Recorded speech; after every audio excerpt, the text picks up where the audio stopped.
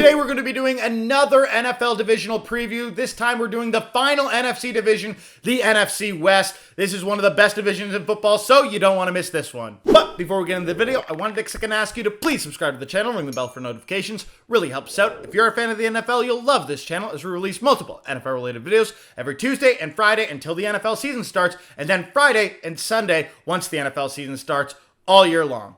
Now, let's get back to the video. We're going to be starting off the NFC West with the defending divisional and conference champions, the San Francisco 49ers, who finished with a 12-5 record in 2023. And to be clear, this was an optional 12-5 record for the San Francisco 49ers. In the final week of the regular season, the 49ers were going into it at 12-4, but had already locked up the NFC's number one seed, and so didn't play any of their starters, and ended up taking a loss to the Los Angeles Rams, ending their season at 12-5, when they very easily could have ended it, and probably should have ended it, 13-4. The 49ers have been one of the best teams in the NFL for the last half decade, but that ride might be coming to an end in the near future. But that being said, it's not going to be this year, as this team has pretty much kept everybody in-house for the 2024 NFL season. Yes, the 49ers have a lot of drama related to their team. They have a guy like Trent Williams, who is quite old. They have wide receivers in Deebo Samuel and Brandon Ayuk, who are looking for new contracts and asking to be traded if they don't get new contracts. And the 49ers have already given new contracts to other guys on their offense, like Christian McCaffrey, who is one of the best running backs in the NFL, just going down at number 3 on the NFL's top 100 list as a running back. You go to literally any position in the NFL, and the 49ers have an elite player at that position. Quarterback, Brock Purdy is one of the most efficient quarterbacks in the NFL. He might not be one of the top tier quarterbacks, but with how good the rest of the team is and how effective he is in the offense, he does often play like an elite level quarterback, and was even an MVP frontrunner towards the latter end of the 2023 NFL season. At running back, you got Christian McCaffrey, fullback Kyle Juszczyk, offensive line Trent Williams, receiver Samuel and Ayuk, tight end George Kittle, defensive line Nick Bosa, linebacker Fred Warner, safety Hufanga, cornerback Charvarius Ward. It just goes on and on with this 49ers team, which is literally better than a team that you could create in Madden if you were trying to build an ultimate dynasty. That's how good this 49ers team is. It's absolutely insane. And I think the only question that really comes up for this team is, will Brock Purdy continue to be an effective quarterback? Because we've seen plenty of NFL teams throughout the history of the NFL who have great teams but terrible quarterbacks and aren't that good. Look no further than the Tim Tebow-led Denver Broncos, who, did barely make the playoffs and actually managed to win a playoff game in overtime, but were a mediocre at best team who, when they replaced Tebow with Peyton Manning, were all of a sudden one of, if not the greatest offenses the NFL had ever seen. Ultimately, though, I do think that Brock Purdy is going to continue to be a very solid and startable NFL-level quarterback. We have seen nothing but that production from him at the NFL level, and the only reason to doubt his ability to do that is because he was a late-round draft pick. Yes, you could argue that the only reason he's so effective is because of all the weapons he has, but guess what? He still has all those weapons, and if that's your argument, then he should still be very good and very effective as a quarterback in the NFL in 2024, so therefore, the 49ers should be a very good team. And so, based on all that, I think it's pretty clear. I think everybody knows the 49ers will have a very good record given how good their team is and how the NFC is just not that good a conference overall. And so I predict that the 49ers will finish with a 13-4 record, the record that they ultimately should have finished with in 2024 if they didn't give up during the final week of the season. And let me be clear, if they have a similar situation where they're 12-4 and they have the 1 seed on lock, then yes, I think they might end up 12-5 because they intentionally sit all their guys in the final week of the season to get that bye. But we're going to put it down as 13-4 either way, because this team is just the same team they were as last year. Next up, we have the Arizona Cardinals, and if you have watched all the videos on this channel, you'll know that I actually like the Arizona Cardinals in 2024. I don't think they're setting the world on fire by any means, but I think they're going to be a much improved unit from what we saw in 2023. And I actually didn't hate what we saw from the Cardinals in 2023. We have to remember, this team had a brand new defensive-minded head coach, had a roster that was widely expected to be the worst team in the NFL coming into the 2023 season, and Kyler Murray missed the vast majority of the season due to injury. Their starting quarterback for the majority of the season, they only traded for right before the season started. And when Kyler Murray did come back, he's a mobile quarterback who is coming off a torn ACL. And so yes, this team finished 4-13 and ended up with the 4th worst record in the NFL.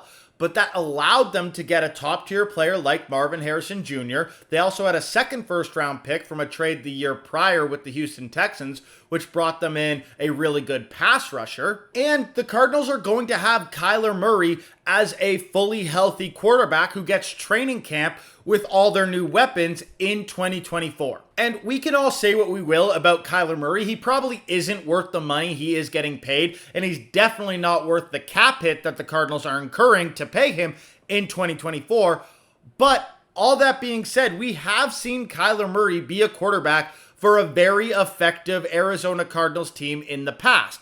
And so I think he can still be that level of quarterback in 2024 and have this team be a bit more of a competitive squad.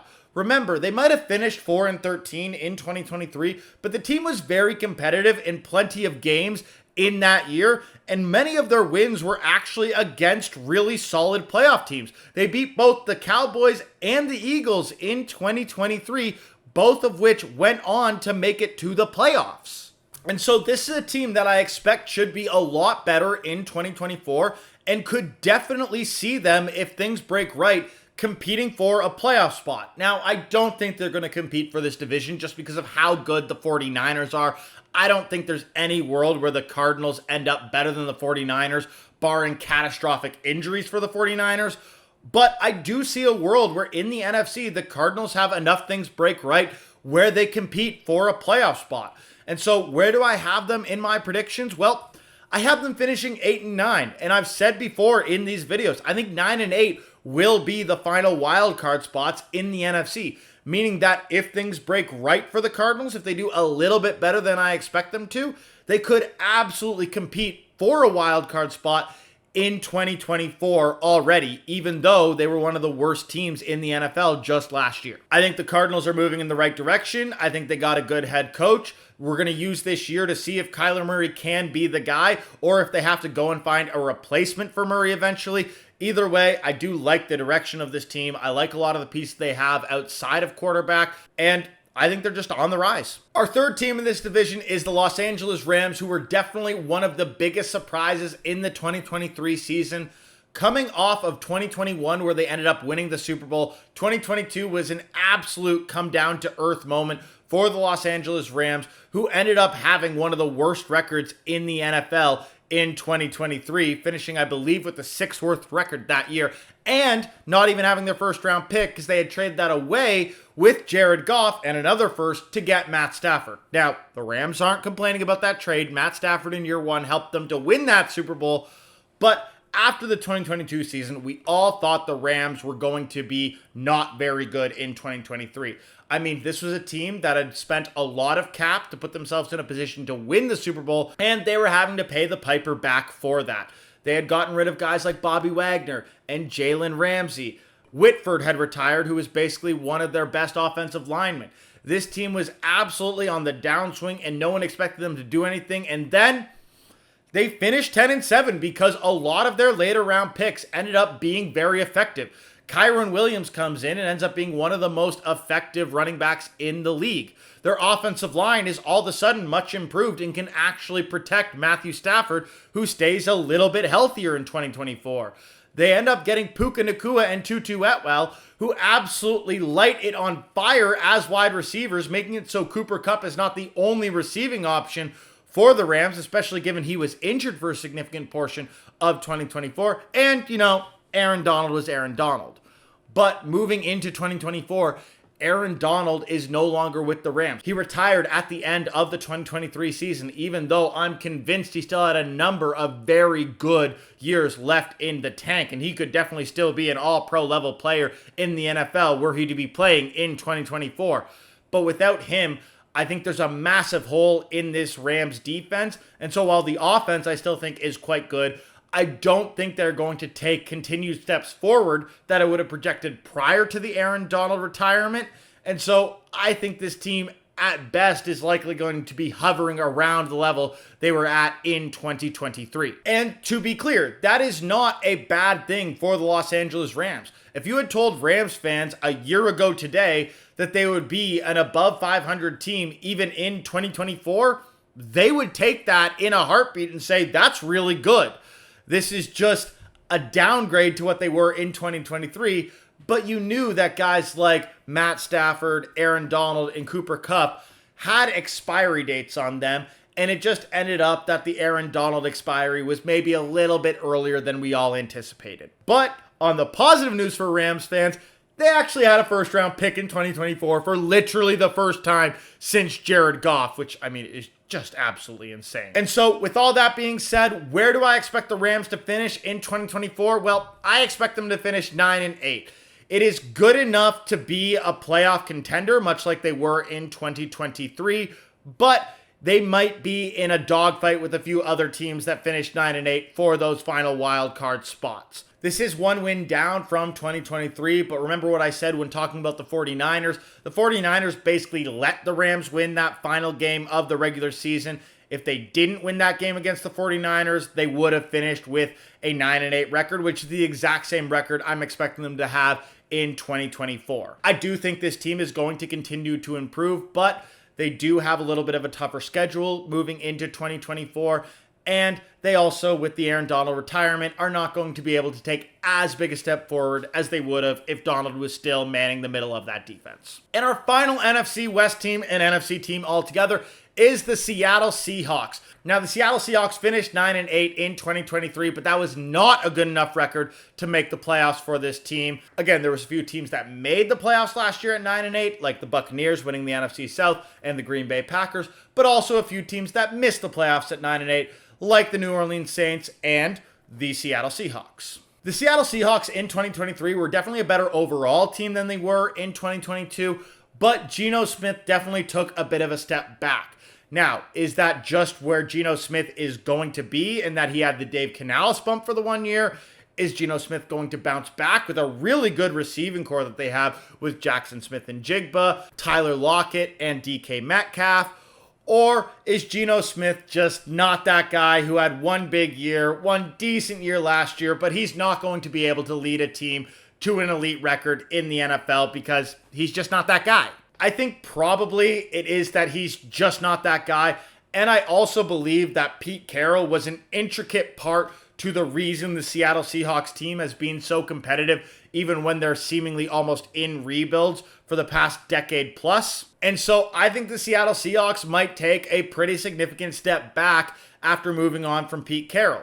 Everything I've seen from quarterback play in the NFL under Pete Carroll tells me that Pete Carroll himself is a little bit of a quarterback whisperer. I have no doubt that Dave Canales helped Geno Smith have the best year of his career in 2022. But Geno Smith also had the second best year of his career in 2023. It's not like he fell back to what he was prior to his Seahawks tenure. He just wasn't as good as he was in 2022. As well, you look at a guy like Russell Wilson, who came in at the same time as Pete Carroll to the Seattle Seahawks and was immediately a top-tier quarterback in the NFL for a number of years, and then moves for a massive package to the Denver Broncos, where he's kind of ass immediately when Geno Smith is a better quarterback immediately for the Seattle Seahawks. I think that's a big part due to Pete Carroll and his offensive abilities and mindset. And so I think a Seattle Seahawks team without Pete Carroll is going to take a bit of a step back.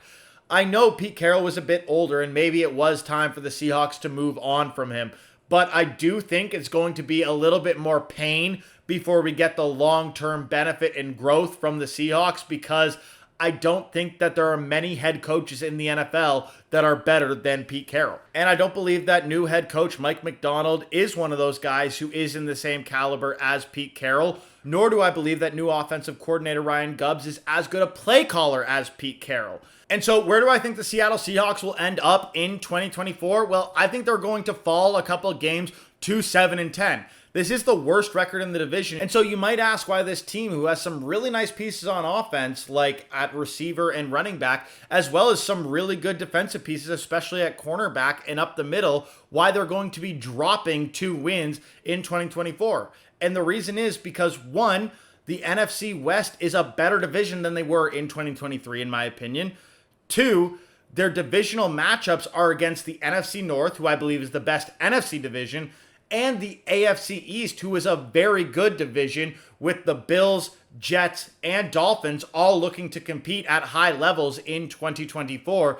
And so I think the Seahawks are just going to be a casualty of that and have a little bit of growing pains with their new coaching staff and Geno Smith just not being an elite quarterback in the NFL. And so here's my final predicted divisional standings for the NFC West. I think the 49ers are going to walk away with this division well before the end of this season and could very well decide to just throw away the last game or two, depending on how they stack up compared to teams like the Lions and the Eagles and Cowboys, who are going to be competing in those other divisional races. And then I think the Rams are going to be competing for one of the final wild card spots at a 9-8 record.